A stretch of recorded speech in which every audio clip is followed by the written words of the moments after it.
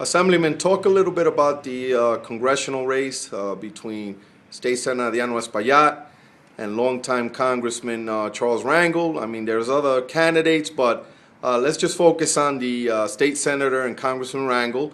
And, you know, one of the things I question is where I mean, the Latino community has always been mentioned as a sleeping giant, but we haven't been able to put up the numbers unless you can refute that to demonstrate a voting power.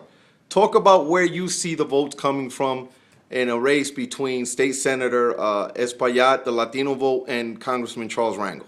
Well, for example, look at the race when Councilman Martinez, former Councilman Miguel Martinez, and between Adriano Espaillat and Councilman Martinez, where they went actually on an election. It was an off year, you know, nobody else was running, and they energized the vote in the Washington Heights area. And, you know, they brought it up to more than 12,000 votes between just two people. You imagine, you know, if we're able to galvanize the Dominican community just along in Washington Heights, you know, we were able to compete with the folks in Harlem. Assemblyman, talk a little bit about the DREAM Act.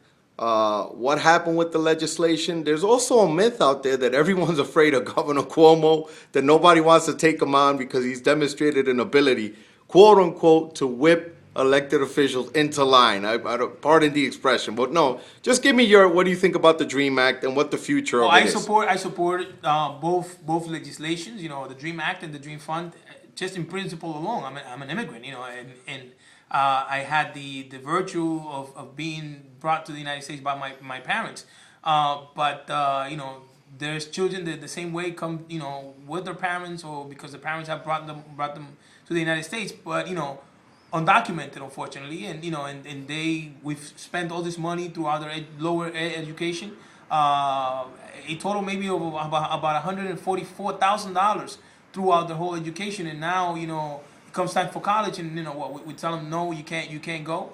I mean, I think that, you know, the governor should look at that. Should look at the fact that we have already invested money in these children, and you know, and sign, you know, the DREAM Act into law.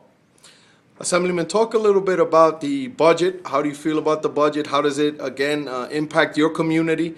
And member items. What's happening with the future of that?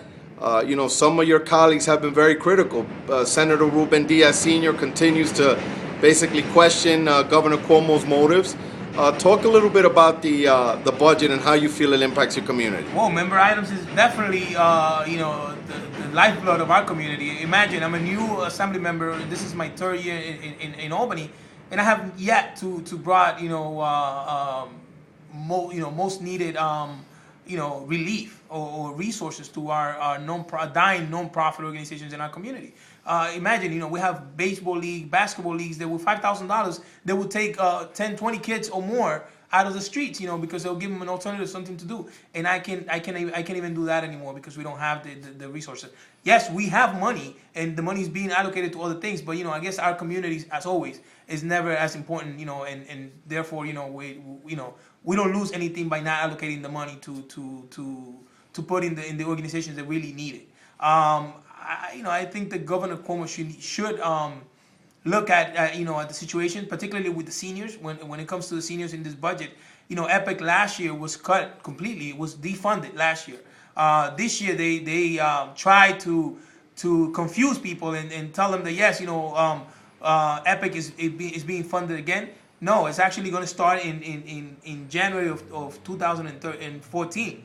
So you know, I hate to quote, but you know, Reverend Diaz says, you know, listen, don't get sick, seniors, and it's true. Don't get sick from now to January of 2014. If a senior gets sick or needs to get medication, they still gonna have to pay the same premium they were paying, the high premiums that they were paying up to now. You know, so you know, yes, we put it in the budget, but it's not gonna come into effect until 2014. Assemblyman, you ran a very spirited campaign and you're winning election you know, now about 2 years ago or a year and a half ago. Do you expect a challenger? I expect the challenge. I always expect the challenge. You know, this is democracy. This is the beauty of this country. You know, everybody has the right to, you know, if they don't feel that, you know, we're doing the right thing by the community, they have the right to challenge. And, you know, and we're ready to defend our position and defend the position we've taken in the assembly and in the issues that have come up. Thank you very much, Assemblyman. Best of luck to you.